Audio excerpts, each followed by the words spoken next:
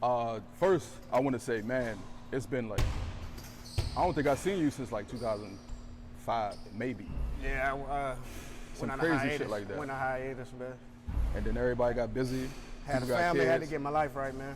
I appreciate it more right now that the fact, You already know, bro. real love, the fact that we dealing with this pandemic, people ain't even like really allowed to see anybody. Yeah. I mean, we coming to the end of it, but like during the pandemic, like I was like reaching out to just like everybody. You know what I mean? Like Yeah, that I shit. appreciate it. That shit made you like want to know what was happening with Susie from 3rd grade or shit like that. You know what I mean? But nah, I appreciate you. But I always start off the show or the podcast with introducing yourself, what city you from, and what team you grew up watching. Well, I grew up in Seattle, Washington, until I was like 12 or 13. Grew up watching the Sonics, love the Sonics. Even when they swapped over? When they swapped over, I gave up on all the teams. Everybody always asked me, they'd be like, what team you like? I don't know. Yeah, I don't even like Oklahoma City. people always get on me for, I grew up like in Orlando. Orlando? I ain't know that. All the way up until Dwight, Vince Carter, Rashard Lewis and everything. Yeah. And when they built that new stadium and they broke that team up, I was done. I was like, what the fuck y'all doing? Like, we got everything we need. Done. And after that, I was like, I don't know who I like. That kind of give everybody, you know, how to look at you knowing that you grew up like in Seattle. But you like football too though. Who's your team in football? Seahawks all day. So just That's Seattle, why everything. Everything. That's why when I'm out here and I see a Seahawks fan, I be ready to check them. So Russell or Brady? Russell. For real? Yeah, nah, well. Russell though. That's what's That's up. how I'm going with all day. So you grew up in Seattle. When did you leave there? I left around 12 or 13. So you was there for a minute. Yeah, I was with my mother. My mother was kind of got in a little bit of trouble, started doing drugs and everything. So she got her life together towards the end, but I got kind of shipped out here with my father at like 12 or 13. And then that's when I came to Laurel Lakes. I moved to Laurel Lakes. Okay. That's when I met the likes of my man Keto and everybody. So when did basketball actually start for you though? It started in Seattle Basketball or started started here? young. When I was like 8 or 9, I come from a basketball family, so almost everybody in my family, from my father, uncles, grandmother, everybody, all the way down to my aunts. Damn. The whole family played basketball. My sister, she went to Montrose. She's an all-time leading blocker over there and everything. My first team I played for was actually Yesler Terrace. It's in Seattle. It's called Yesler Terrace Community Center. Okay. Played with them, and then my first big memory of going somewhere big is I made the All-Star team in Seattle called Team 206. And if you've seen the LeBron James movie, Yeah. Through the Fire, we played in that tournament. That's what's up. Yeah, so I saw it. Remember I showed you the letter. My mother was all proud of me and everything. So that's kind of part of my earliest fond years right there. And you've been point guard your whole life. Yeah, I've been point guard all my life. Point guard. Point guard, yeah. But I feel sometimes the way I play Yeah. and the teams that I played on, I've always been kind of like a team player. I'm Yeah, taking for sure. charges, steals, and I pass up a lot of shots. So Yeah, definitely. I realized throughout life that I kind of made a lot of people better. I could believe that. I could believe that. But I kind of fell under the shadow because I played on some great teams. But I always Hold did my on. thing. That's a topic I want to get to. Okay. But before that topic, you your game though, because like you said, you have made people better. When I met you, you didn't used to shoot a lot. You would pass up a lot of shots. Yeah. And we used to like compare you to like a Jason Kidd. Would you say that's somebody, or like a Jay Williams even? Yeah, I grew up watching them, like Jay Kidd. Both of them? Yeah, I love them. Yeah, Okay. That's one of my favorite players. Jay Kidd, Jason Terry, Jamal Crawford. I'm a Seattle fan, so I like Okay. all but Steve Francis, all them too. I remember when I came home from Maryland, asked Stephen, Steve Francis threw a lob, did all that. I came home. Stephen threw me a lob on the street sign. I broke it down. Officer Johnson from Laurel, I love you to death now. Chased us all the way, made us put the sign back up, made me step on Stephen's back, Really? put the sign up, and still locked us up. Hey, shout out to Stefford too, man. Hold on, I want to say real quick, because first of all, the Basketball County documentary that Katie and Quinn Cook and Vic Oladipo put out, greatly appreciated. That shit brought back memories. All day. Run and shoot. They put some names in there. A lot of us know that they forgot a lot of names.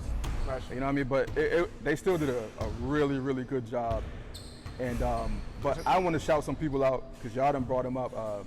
From Gaithersburg, I want to shout out my man Stetson and my man Randall Lang. Right. And then Marcus Lane from Upper Marlboro, Marcus and Buck. And then my man Shrek, Carlos, John Vaughn, My man Shrek. Moochie, Sterling. Who else you got? Put them out there. You got Warren, Dave JJ, Potter, Clemson, Keto, Keto. Dave Potter, Warren Gilchrist, Josh. Josh in the Dagbo. Yeah, And let me tell you something about Laurel. T-Brad's the GOAT. Terrence T-Brad. Bradley, all day long. He had the whole package. and Big Terrence, the center, But even though he there's got one guy that I call Tom Shepard that probably had a lot of most potential. Kenneth Harris. Kenny. Kenny, 6'9", left hand. Yeah, Wouldn't know it. He probably had the most potential. He came out of nowhere. One summer he was 5'11". We was talking him, ended up being like 6'7" left hand. But we got a lot of people though. So what was it like for you when you came to Laurel? Yeah. When you landed in Laurel, did you immediately see those people? Because I was thinking about something the other day, right? Yeah. I grew up playing basketball just like you did. Yeah. Love basketball. I don't have the family basketball background, but for me, it was a way of meeting people. Yeah. When I first started playing basketball in Upper Marlboro, I was shooting every shot like this, Yeah. hook shot, even 3-pointers. I couldn't play for shit. Then shit happened out there. My father moved me to Gaithersburg, and I started developing shit. And Shout out Big Wade. but when I came to Laurel, the shit hit different. Yeah. When I came to Laurel, I met with Coach at the time, and on that team was John Vaughn, Sterling. I think T-Brad was on that team. JJ, Warren, Head was on the bench, and I went to practice with them, I think, twice. Who, Bino? Bino, Jay Bino. That's my But man. Shout out Jay Bino. when I went to practice with that Laurel team in 2002, them motherfuckers looked amazing to me, Yeah. and I don't know what happened. It's a touchy subject. I can tell my honest opinion. Yeah, This comes from my honest opinion right here.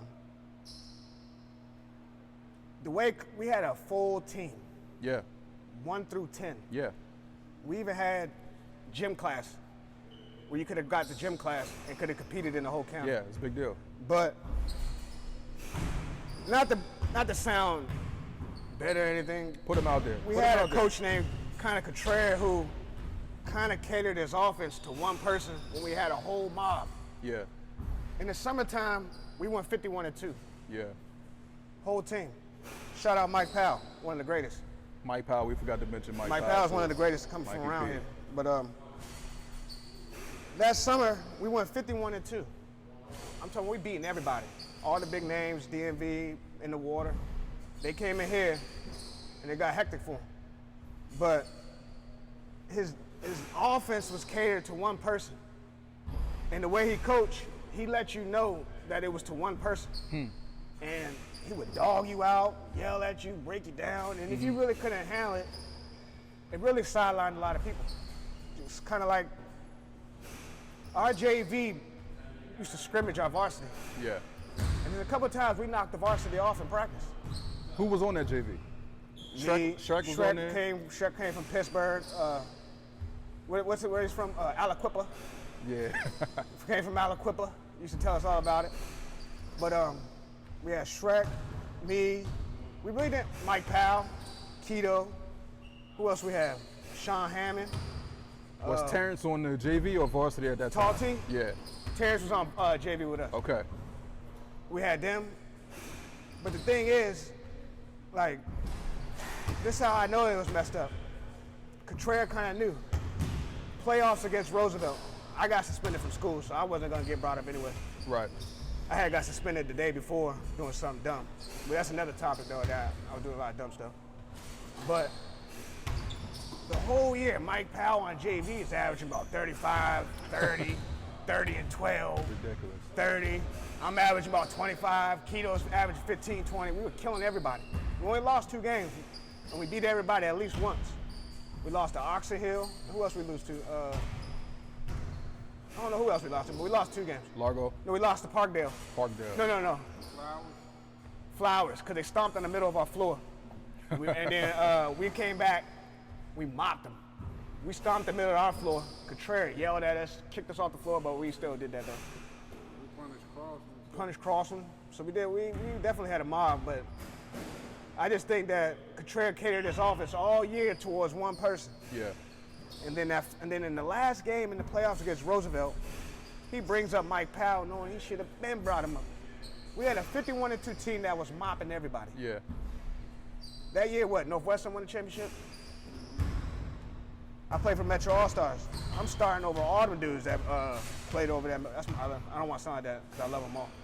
But that's what happened. So Contreras just catered his offense to one person, and then when it was time for playoffs, he switched the whole game plan up. Wow. He knew. He brought Mike Powell in for one game. Wow. So it was like, and then there's a lot of issues that I don't want to bring up with like my man T-Rad and Contreras and everything, but Contreras kind of halted a lot of people's career, and it kind of, if you wasn't mentally strong, Yeah. it broke you down. So, you know, I never wanted to believe that it was politics in basketball. We know politics is in football. We know that. Never knew. I never wanted to believe it was in basketball until I became friends with John Vaughn. John will tell you. So when I came to Laurel, Sterling was the man, rightfully so. Sterling was the man. When I saw Sterling for the first time, I was like, you, Sterling, and Keto, all y'all got this bop with y'all point guard skills that it's trickery. Yeah. But anyway, Sterling was the man, rightfully so. So whatever catering coach did for him, I didn't witness, but I witnessed it for John. Yeah. I saw it for John. And what do you think it did for those people like Potter, Thomas, Twain? Twain hit a three every game. Twain was Klay Thompson before we knew who Klay Thompson was. Before every game, Twain. I think he got like a record where he hit at least 2 threes a game or something like that. Yeah. Twain was an animal. And you know, it's crazy because at that time, man, I don't know what to say about the sport of basketball at that time, but it was like, for Twain to be the player that he was, just sit out there and shoot the three. It was almost frowned upon at that time. Like what Klay Thompson does right now, all these points with less dribbles, like that was frowned upon at the time. You know what's more crazy though? He shot it when he got it, and he didn't get it too much. You see what I'm saying? Yeah. So like the offense was never catered to him. Twain made his living, like he'll get it. He was always ready, locked and loaded. Yeah. So, but that kind of deterred everybody the way Contreras was coaching. It kind of like broke a lot of spirits, and a lot of people didn't have options like I had. I can believe that. So I ended up transferring out of Laurel. Okay. Yeah, I don't know if you knew that. Yeah. But I'm gonna say this: the way Contreras was coaching, it kind of broke my spirits, and that's when I kind of felt like I was. That's when I kind of feel like I was going downhill because I was battling a lot of like personal issues and stuff off the court. Yeah. So it kind of, I was going downhill. Like if I didn't have basketball, I had this crazy mentality. I feel you. Well, if it wasn't basketball, I wasn't going to class.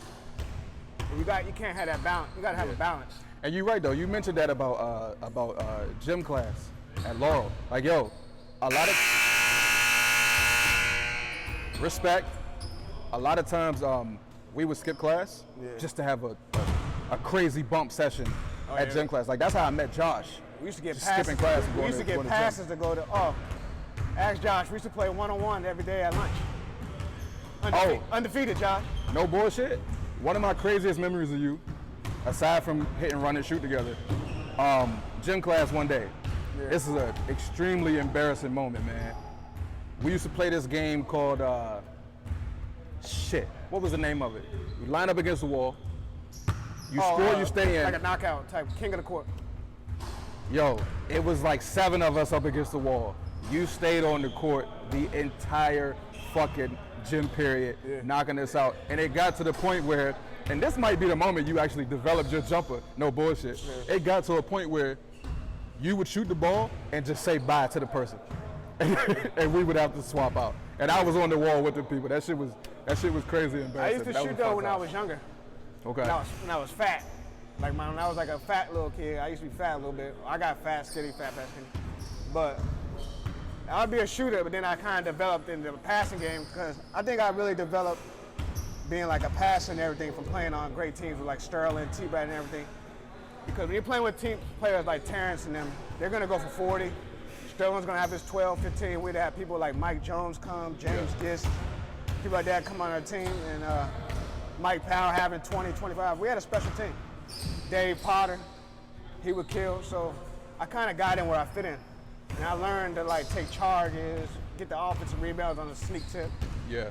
So I kind of became more of a team player. Yeah, you had the vision. I had the vision. Because even sometimes when you would take the lane Yeah. and the defense would collapse on you, the bigger players would collapse on you, you would still get a pass off to whoever you wanted to get a pass off to. I learned early in life to use your eyes. You can look Yeah. a lot of people off and really just trick them. Yeah. But what happened to me, like when I went to Lowell, it was a balance. It was a mixture of, once Contreras started like messing with me and stuff and doing like Yeah. crazy stuff, I transferred out of Lowell. I went to High Point. The rival. I went to High Point Eagles. The rival with team. my man Justin Teclamary and all them, because I played with them in here, and I know their older brother and them. So, but I was in a preseason game, and this is where it kind of mixed me up, because I'm in gym class playing around. So there was a coach named Hewen, and he always would tell me like, "We're not gonna have that street ball type mentality type." But I'm thinking to myself, just because I'm crossing over and I'm throwing a no-look pass, Yeah. that doesn't mean that I'm being street ball. That's what kind of messed me up. So I threw a little no-look pass. He benched me, pulled me in the office, talking about we're not going to have all that. And I'm young, and I'm young, so I really didn't want to hear nothing he was talking about.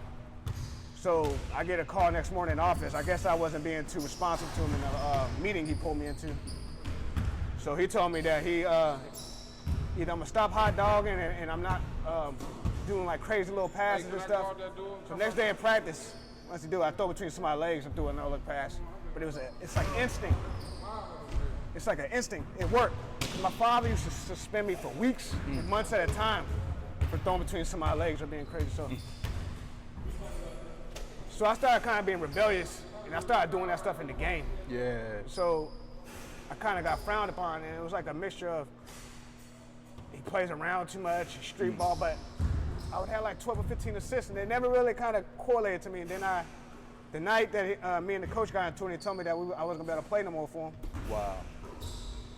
That same night, or the next morning, I called my coach from Metro All-Stars, and I transferred down DC to a prep school, or it's a DC charter school called Village Learning Center. You know what the problem was, right? What's that? At that time, I want to say at that time, or maybe around the time you left Laurel, and one basketball was a big influence on us. Maybe not here. We beat them in here, maybe too. not on this court, but outside of school, on the streets, when we was out there, all that crossover shit meant something to us. Yeah. And the adults knew that, so they're looking at you like, oh, you trying to bring that into here? That's not the game You that know we what play. it is? I'm caught in between that and one there.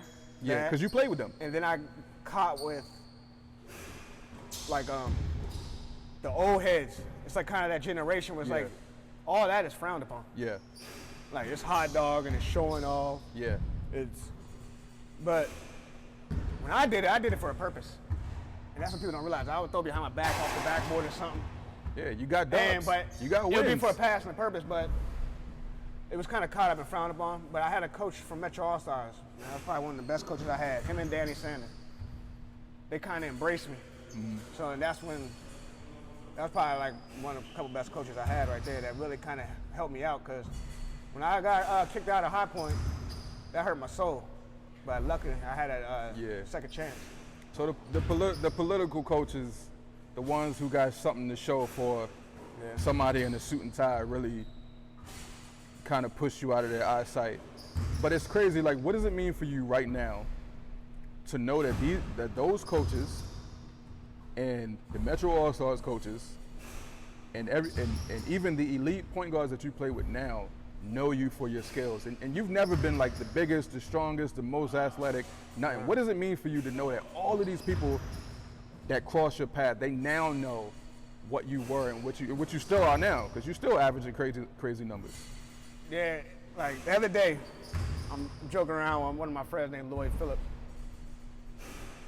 It was like, they haven't seen me in a while, because I went through a period where I was partying and wasn't living right. So We all did that. From like 20 to 25, 26, I was on a party.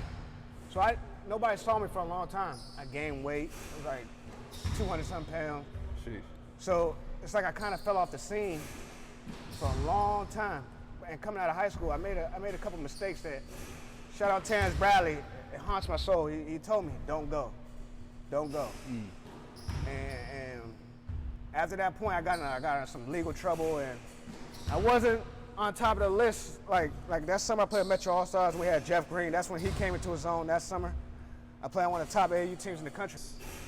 Looking at you and knowing your history, because basketball ain't over for none of us, to be honest. Nah, like you mentioned, like these coaches who had their favorites or didn't recognize the potential we had at the time, they used to shut us down, man. Like you said, you got shut down. And coming up from in PG County, where we come from, they would tell us all the time, like, all y'all ain't gonna make it to the NBA. Yeah. All y'all ain't gonna make it to college.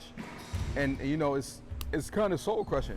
And it really takes a village to get you to the next level. Yeah, but believe me, I understand that now. my thing is, would you consider like training, like doing the ball handling classes for the youth? I do that now. I coached for Lowell Prep, that was out of here. Okay. Then I did some coaching with Princeton Day. They had a tough team. I go back and talk with Metro All-Stars to the players every now and then. With Coach Monty invites us back, and he makes us we all have to talk to the players about life and all that, and balance and all that good Yeah, stuff. that's what's up. I do a lot of training with my son. I coach my son's team. I'm really getting back into it now. I do a little bit of training, but I don't really do it for the money. I do it like if somebody asks me to do it. Like today, I'm going to help out some people. If they ask me, I do it. Do you think the older your son gets, the more involved you'll get with whoever he's playing for, playing with? Yes, because I plan on trying to coach for Metro All-Stars. I was talking to my man, the Flu, if you know it, Jeff Green, brother. Okay. I was thinking about trying to do a 9U Metro All-Stars if Coach Monty is up to it. So I want to get into the AAU circuit. Okay. I'm really, like when I was coaching for Lowell Prep and stuff, I realized that I kind of like being on the sidelines. Okay. And Yeah. like I'm more of like a player's coach. Like for me getting in trouble and knowing stuff like that, and me dealing with a bunch of different coaches who may have gotten on you and like broke your spirit and stuff. I try to be the opposite of that. Yeah, definitely. I try to be more motivating. I never understood it, man. Like Contreras, I've seen Contreras on the sideline. I know what it's like, and you know, like Contreras let's say took a lot of Greg Popovich, right?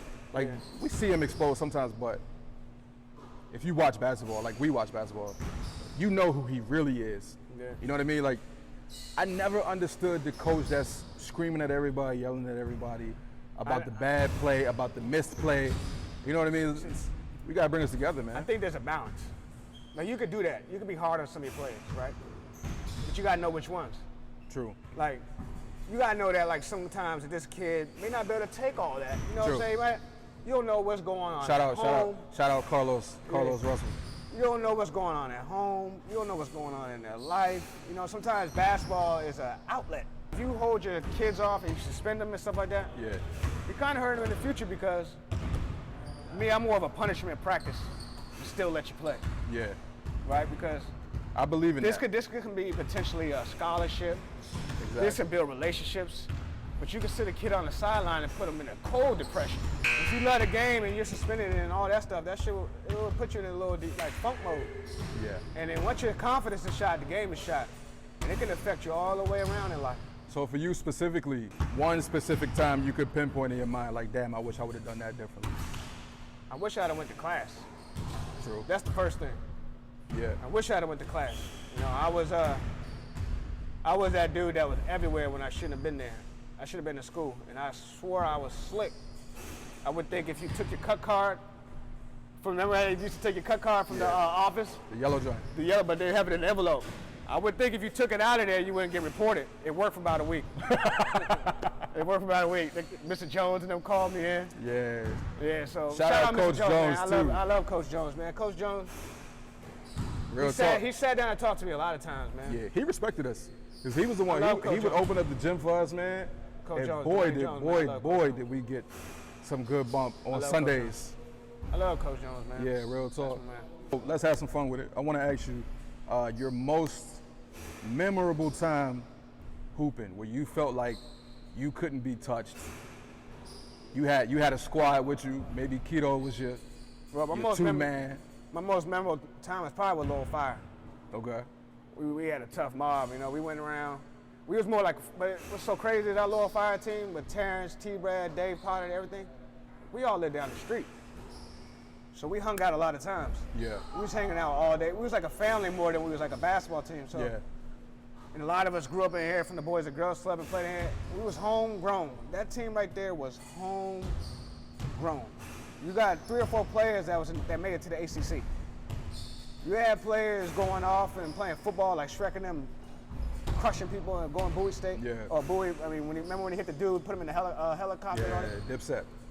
I'm telling you, it was a crazy time. So Lower Fire, but I think the reason why I didn't really like Lower Fire is because, I mean, I love Lower Fire, but it was a lot of pressure and stress on me because any little thing I did, I got suspended or sat down. So it was like, it hurt me. Like I couldn't really play my game. That's when I got into all the charges and rebounds and stuff. So it kind of grew me to do the right thing. Yeah. But I couldn't be myself and what I really wanted to do. But I played behind some great players like my cousin Freddie. Shout out Freddie. I used to look up to Freddie, played for Suitland, and then came here to Lower Fire. That's my blood cousin. So I looked up to a lot of them, but I got a lot out of Sterling and T-Brad now. Like if you can see, like I'll be watching my games sometimes, you'll see me do like a little jab step, and I'll be like, damn, that must have got that from T-Brad. Or like I'll hand somebody, I'll be like, oh, that's a little bit of Sterling right there. So I gotta admit, man, I hated when I came here. I hated y'all, man. I hated y'all. We all had Pat. The Sundays that Coach would open up the gym for us, and we would. I remember coming in there one Sunday. This is when I first moved here, cause I met John early. John But Vaughn. me and Carlos developed a better relationship, so I would ride around with Carlos. Came in the gym with Carlos. Shout out John Vaughn.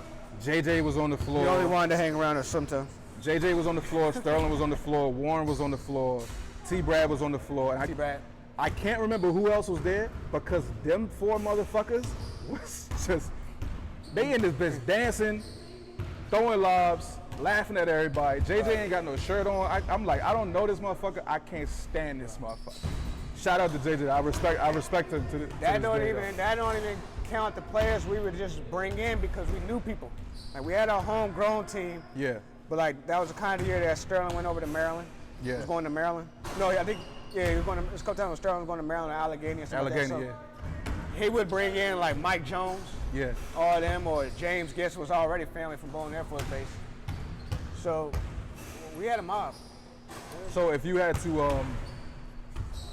to pick 4 people that you play with, y'all against the world, who you picking up? My first pick gonna be T-Brad Okay. because T-Brad. Let me tell you something. When you get T-Brad, you get the whole package. You get a leader.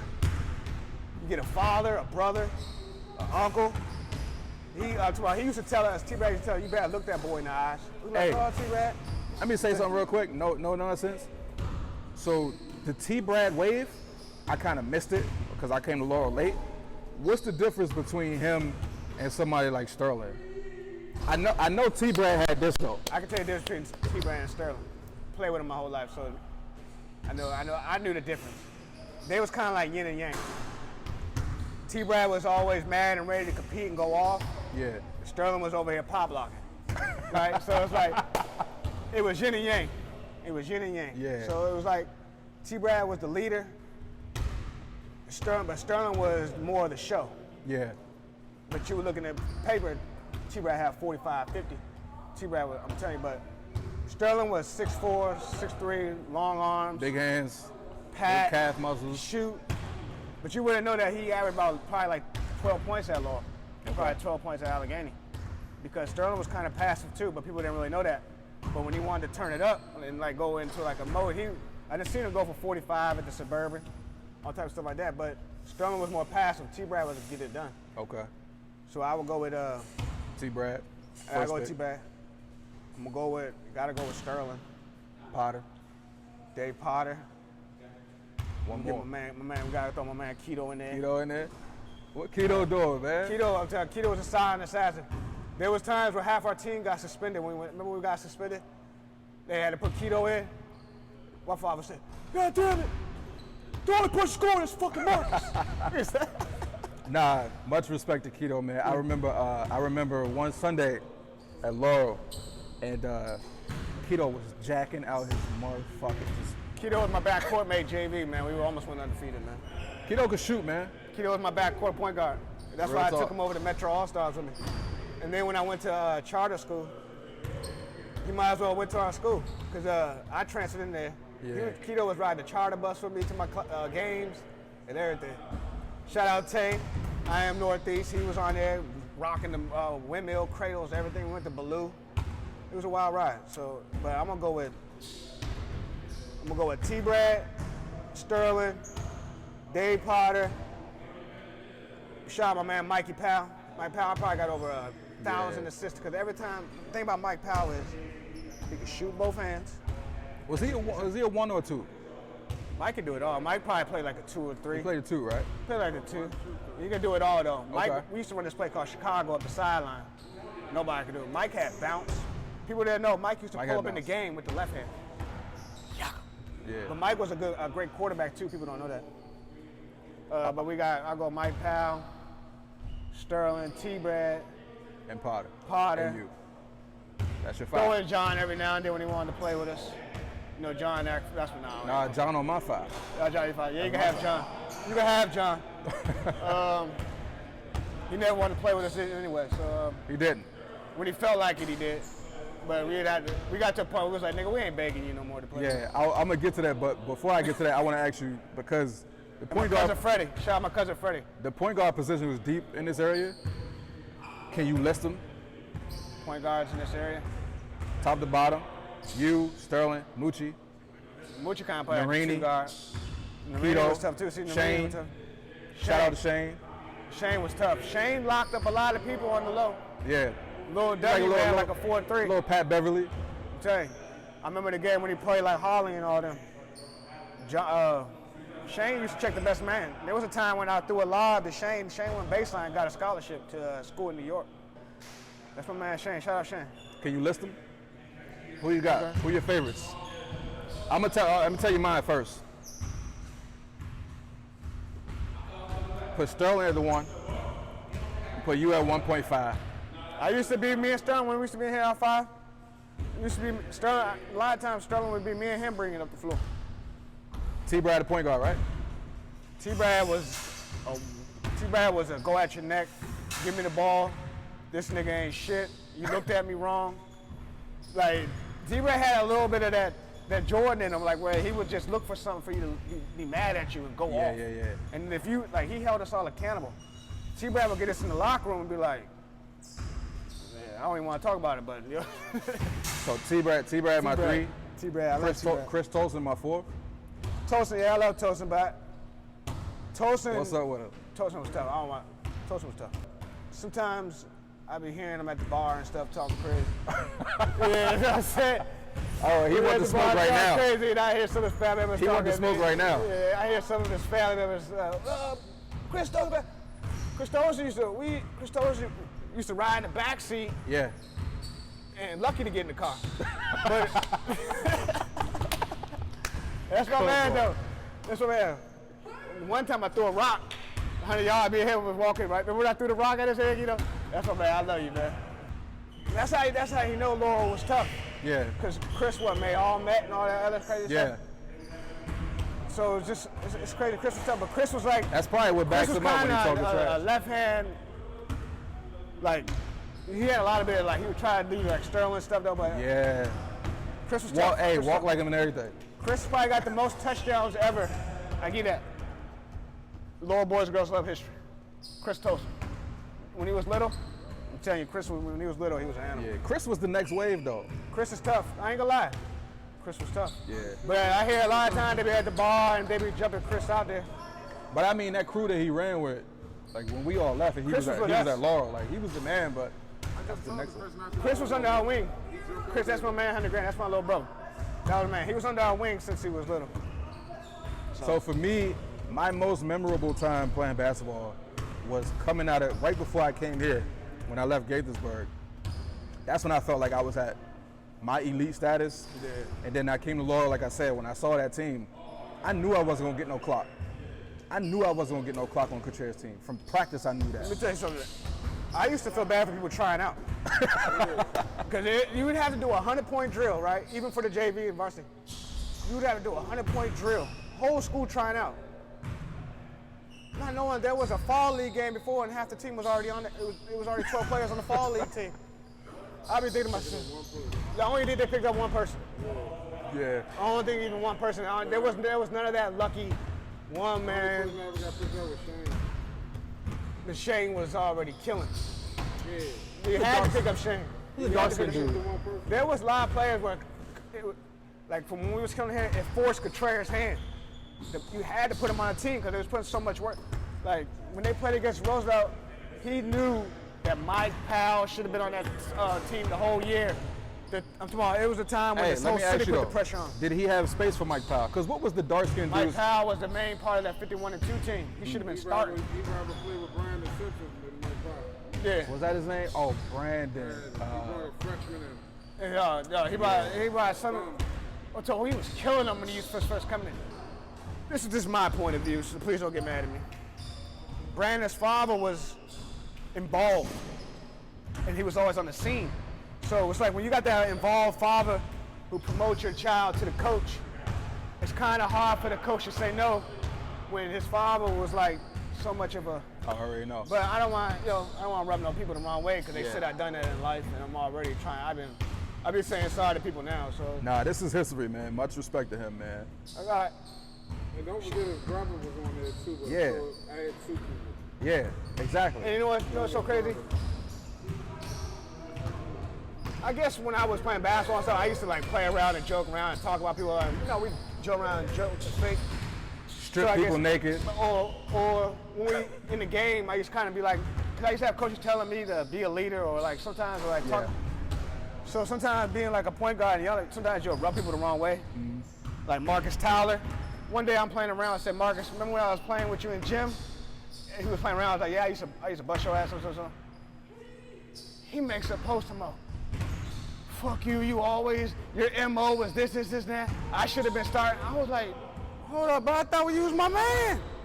Everybody wanted the spot, man. This area was point guard heavy. Shout out to Marcus White. I forgot about D White. Yeah. Oh, hey, Monkey was tough. I'm telling you, hey, look, people don't even know. Players like Monkey started. Yeah. Monkey started at that 4. Monkey was playing at the 4. People don't know that. He was strong. Monkey was an athlete. He was a football player. He played 3 or 4, but Monkey's probably a little taller than me. A little bit. But he was a wide receiver. He's not that fast, but his footwork is on point. He got hands and everything. Yeah. So, shout out Monkey, man. I forgot all about him, man. Hey, Monkey was tough. That was supposed to be our year to be on there though when we had that good team. But yeah, When Tony and them was there. When he brought Tony in. that's what I'm saying. That was supposed to be us. No, that's somebody when we went 51-2, and it was in the paper, Lower Leader, all that every day. It was in the Lower Leader, all that every day. So it became a friction between my father and Coach Contreras.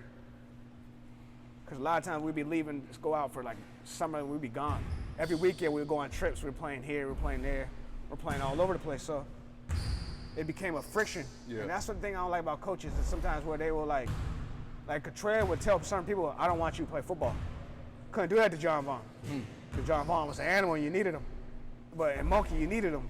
But a lot of players, he would steer you the wrong way, or like coaches, Yeah. they will tell you that you're supposed to be doing this, or they'll get jealous. Yeah. So Contreras would get, that also, there's a lot of factors why I didn't play at Laurel on varsity a couple of years. It was a lot of factors. It was my father and him kind of beefing about players. It was me not being, like after school and me not playing basketball, kind of stressed, just doing anything I could. I used to be a Contreras favorite. There was a time on JV when like Contreras would tell me, like I'll get rides home from Contreras, he would tell me, like, you're having a good game, you had a great game, you had a good game. So in my mind, I'm thinking That helps the question. Do you think that even when he had his favorite, do you think he knew who his next favorite he knew who was going to be? He's weird. He I don't know, I don't know how he coached after, because once I left, I kind of like I never came back. No, because I feel like he gave that attention to both Tolson and Junior. Junior didn't have it either. They're like, every year Contreras like clinged on to one person. Lock his eye on the player that he He locked. Yeah. And then he would make sure that He everybody wanted, else Junior, left. he wanted Junior to be John Vaughn. Junior couldn't. All Junior could do is Junior too slow. Junior ain't got no bounce. He was strong though. Junior's he looked tough. the part. Junior would have been better off if he'd have been a set shooter. Like out here like that, he'd have been ready to pull. He got playing basketball early. starter. Yeah. No, but Junior's tough. No, Junior was tough. Yeah. Good though. He was good for The his one that I really had my eye on and I was proud of, like since a baby, was Killian. Ooh, I forgot. Shout out to Kill. I forgot about Lil Killian had like a Lil year. Dwayne Wade. Killian had a How's year. another little nigga that stepped his game up too? That Killian nigga probably. There was a year when Killian probably had like a 40-inch vertical, man. I'm telling you. When after I went to VLC, charter school, basketball season's over.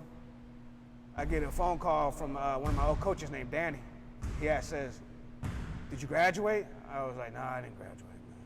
So I transferred to a school called Kima. Okay. That's how Kima came about. Is because one of my coaches from Metro All Stars sent me to Village. Then another coach sent me to Kima. So I went to Kima with Danny Sanders.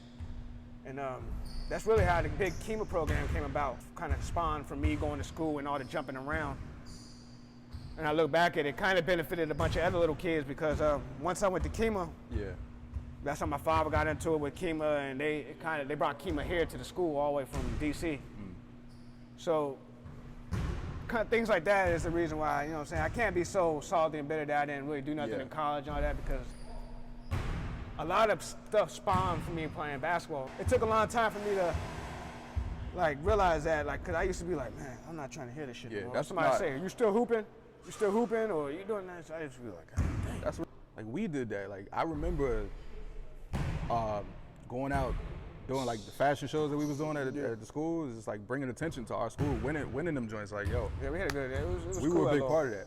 But before I get to the last question, I want to ask you about your time at Run and Shoot at the Mecca, because like for me, once I found my team, it was me, Los, John Vaughn, Shrek, whoever else, anybody else.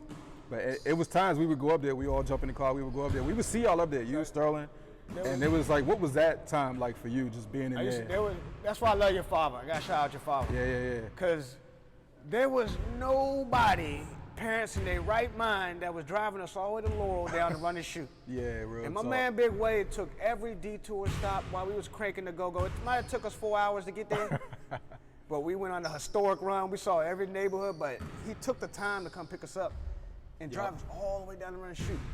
Try to run. Love you, Big Wade. He would try to run a game with us. Do all that, cranking the go-go all the way down, giving us the history of all the funk, go-go's, everything. And every time I asked Big Wade, the DJ, to come in here, he was all open arms. That's why I love him, man. He kind of saved me from going off the Richter a couple times. He would sit down and talk to me a couple times. Like there was a time, like even when I was young, me and you would be in the gym, we got into a couple times. He would sit us down and he'd be like, come on, man. And then I realized it's bigger than that. And that's how we really became family. So, but. Yeah, he tried to do that with me and Bird too. Rest easy, Jamal. Jay Bird, man. That conversation didn't work between us though. Rest easy, Brian Moses too. That conversation didn't work with me and my dad and Brian either. He did? We was we all, we used to get into it. That's why I asked you about for Run and real? Shoot, because like I remember being at the shoot, just like, especially busting old heads ass. Yeah. They would be outside waiting for you. They want to wreck you, man. With that too, with like old man Brian and everything, I kind of went into a funk mode with that. Oh yeah. That was my man. And I went into like a mode where it was a lot of pressure. So it was I had like one side I was like, what, you hooping. Yeah.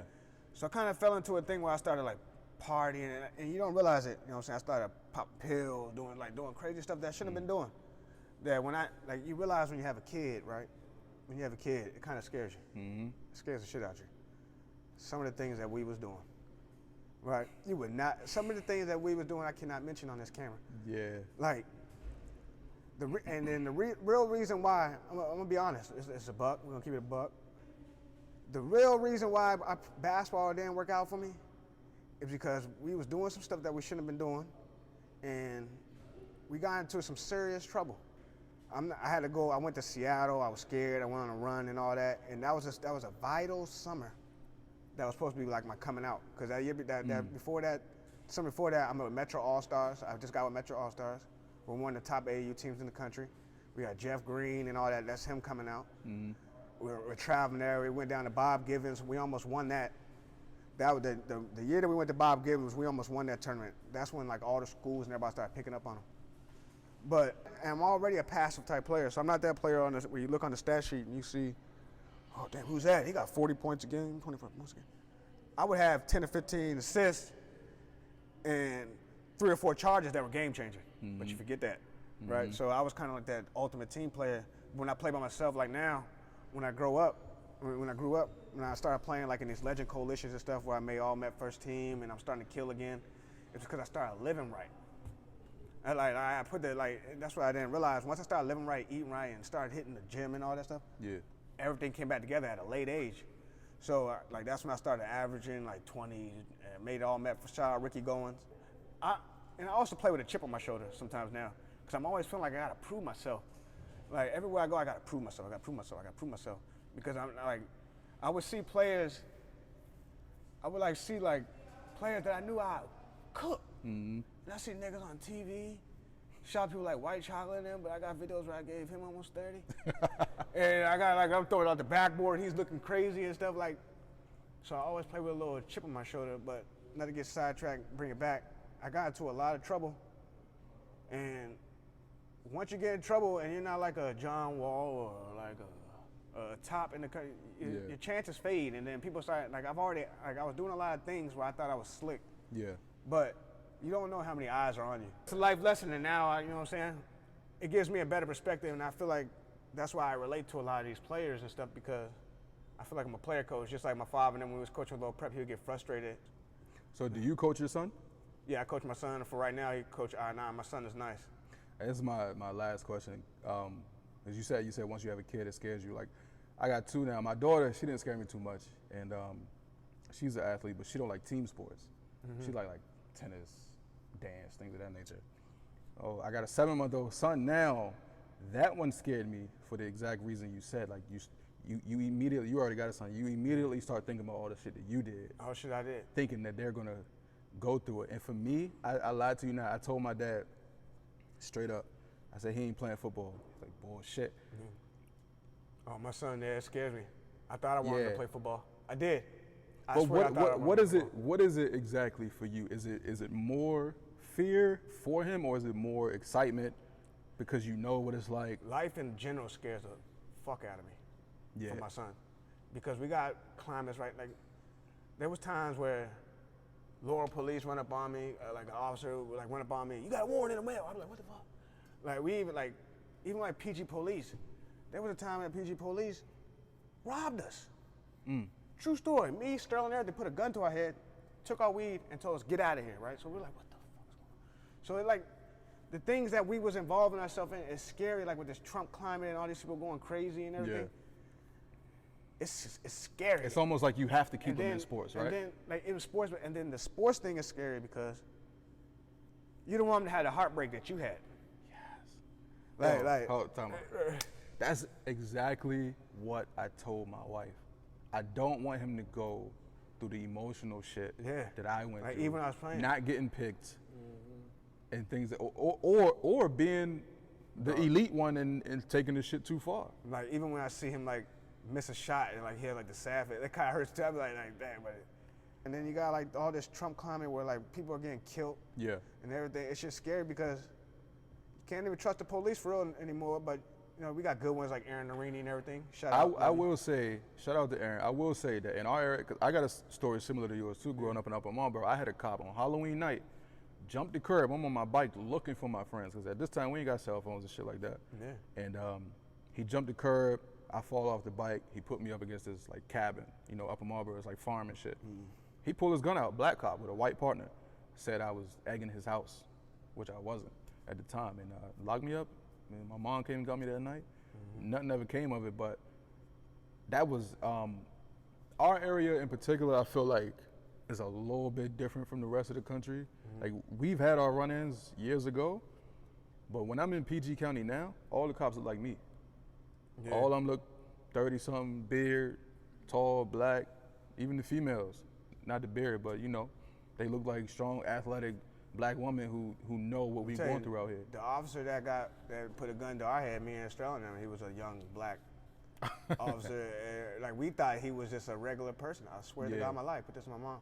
I could be wrong. I mean, Baltimore did just go through something corrupt, right? With a bunch of It's people crazy went to because jail. like it's a fine balance, you know. Like sometimes I get into it on Facebook with people and everything about because with this whole little Trump climate, this is my opinion. I don't want to rub it anyway, the wrong way, but can't play both sides of the fence. I don't want to hear like that business part and not anymore. they scream about policy, business. Fuck a business, because at the end of the day, this guy is creating all this hate, all this racism, and all these people are getting killed and murdered. He's not doing it. We know that, but he's instigating it. Yeah. And he harbors it. He says I'm a nationalist and all that other stuff. So when I see like my fellow black brothers and my other people, when I see that y'all are out here promoting him more than y'all promote yourself and your own family, it hurts me. So that's why sometimes I go off the Richter and I say something stupid on there and I be like, come on, dog. Yeah. Because just like in this Boys and Girls Club, low income, poverty, it's stricken around here now. Like it's crazy. So it's like, you should be doing more to help.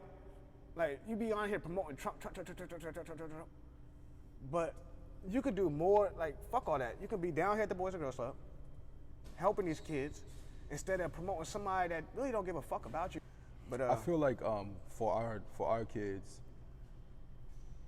like I said, it almost feels like you have to keep them in sports just to stay out the streets, or you know, kids ain't even really in the streets no more. They in the house playing video games, but they can still do some corrupt shit in the house.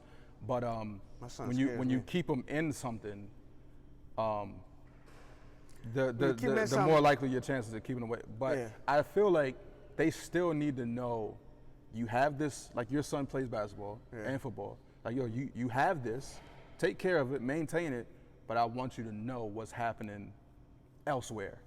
Yeah. So you can put it in him to stay in basketball and football. Yeah, because I'm telling you, when he be playing football, like I feel like one of them weird, scared moms sometimes. I ain't gonna lie, because like when I see about to get racked up or something, like even like your father and them used to watch him over at that table. I put him in the stroller in there. But when you become a father and you start to realize everything that we did and everything that we went through, and then like stuff with like my mother and stuff, and like all the drug addiction and jails and all the stuff that I went through. Only thing that you could do is just try to keep in your son's ear or whatever and tell all your stories and hope they learn from your mistakes, but sometimes you only learn from mistakes. True. So it's a fine line. Having a kid is scary in these times. Yeah, that's true. We learn from our mistakes, but for us, And thank God that we're still here.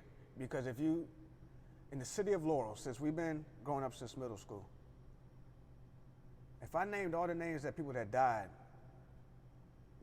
it's so scary. Like, if you go in our Laurel High School yearbook, you could probably X out a whole section. yeah. You could probably X out a whole section. All I could do is just try to keep my son in proper groups so he can meet. Some of my best friends in life to this day, I met because of basketball. Yeah. All my friends right now, for real, be honest with you. Real talk. Everyone that's one of my friend, I met through basketball, except for like Keto and them. I met him because I was his neighbor. Like, people don't really know. When I was 17, I got kicked out the house. So I've been living out, I haven't been living at home since I've been like 17, 18. I was winging it. Rest of heaven, Jamal Bird, there was times where we were sleeping in the apartment building down there with the laundromat. Like, there was times where I was living at my man George's house, shout out George. He helped me out. So I had a lot of people that I could thank that got me here along the way. And just like, when you look back when you're older, I know I've done a lot of wrong and I've maybe played around too much and like joned on them and like, or you don't realize that people really take it personal, right? So they end up start hating you. Like somebody like Muggsy, Marcus Tyler, it shocked me, it scared the shit out of me. He really didn't like me because of some basketball shit because I was actually better than him. I crushed him every time. And there was a time when I got suspended from school, he started. Next game, I'm back, brother. My grading got changed. You're back to the bench. So, but he felt because he might have scored 10 or 12 points or 8 points, I don't even know if he scored that many. He felt that, like, he kept the bitterness towards me. And I realized, like, 12, 15 years later, I sent him a message playing around.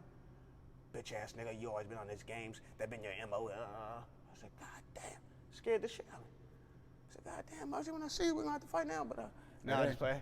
It ain't for everybody, man. It ain't for everybody. I done seen dudes break down out here, and I done seen like it's scary. Law was rough. There've been times like Kenny Harris.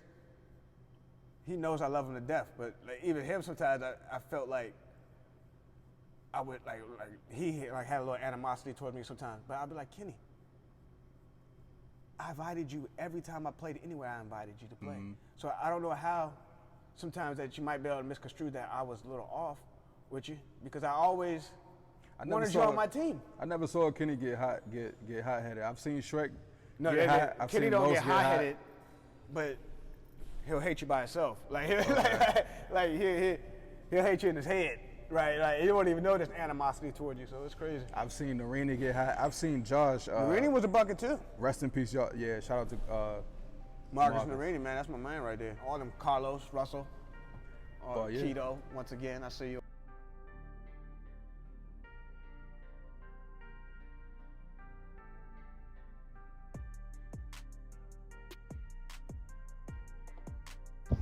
I want to dedicate this to my mother, rest in heaven.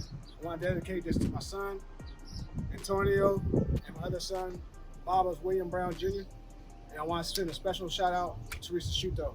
My life changed ever since I met you. I love you. Bye.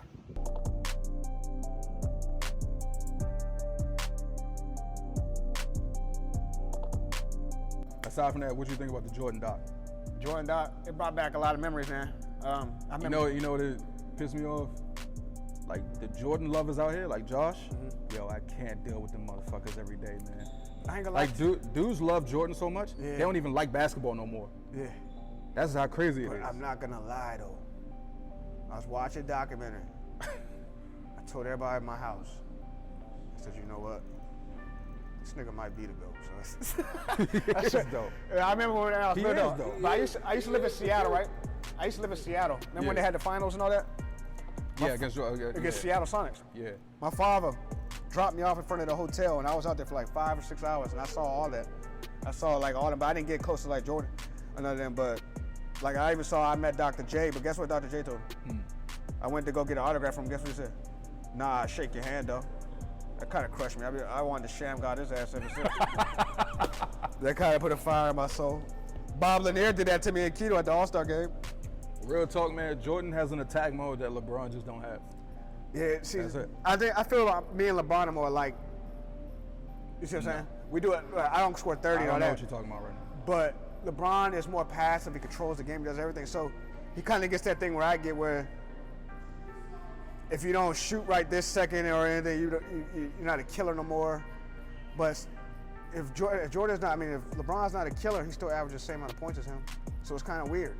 That's because LeBron does one or two things. When he's not having his great game, he does one or two things. He's going to beast in the first half and take the second half off, or he's going to do the opposite. But there are moments when I've seen LeBron play when it's like where he gets the ball and he waits until there's 5 seconds left and then makes a move. That's why Kyrie didn't want to play with him. It's not because Kyrie knew he fucked up though. He know he fucked Kyrie, up. I guarantee you, Kyrie hit that phone call. Because you know what, dog? I fucked up. Now I can't even get a win anywhere. Right? He has every program he went to now, he's been out of pocket because just like sometimes like me, if I play on a team and if I play like on a great team, like I've been playing last time I played in the Y and all that and everything.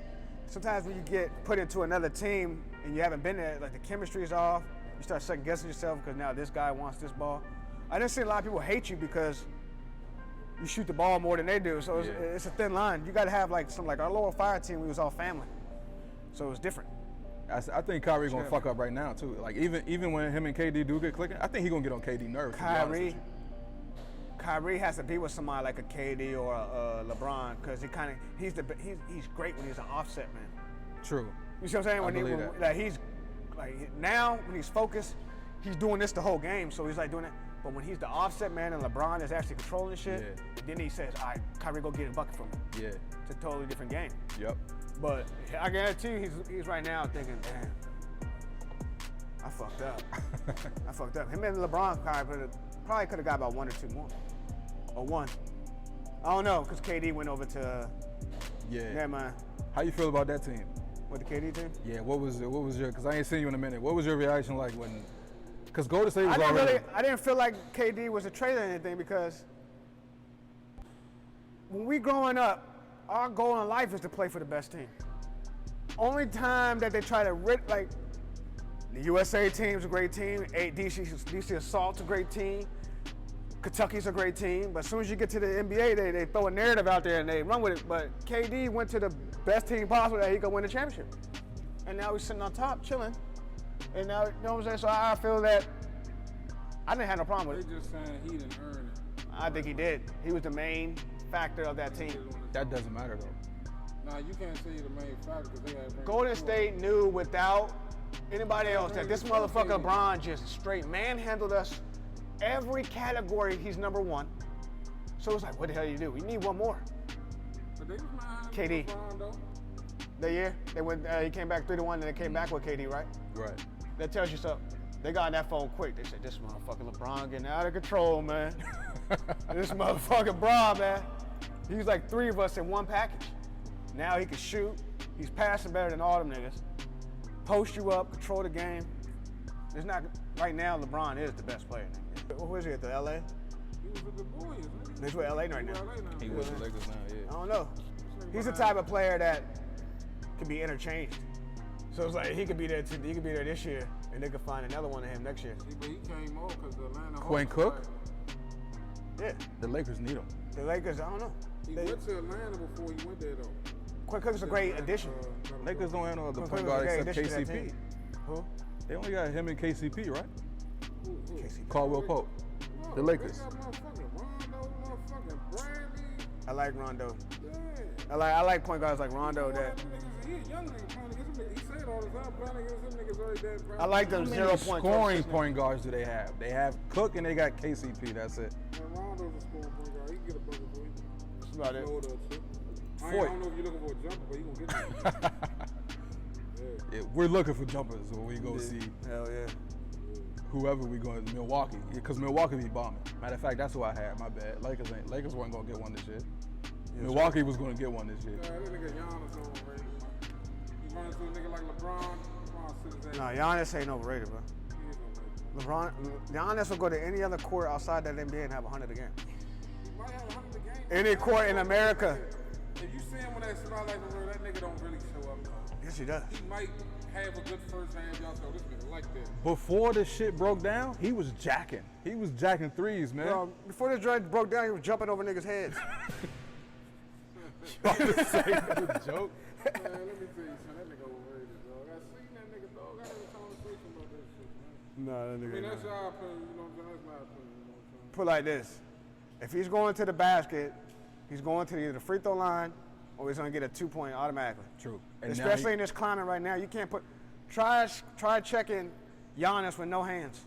See how that works out for you. Who can he check, though? You check a lot of people. Can't check him, great.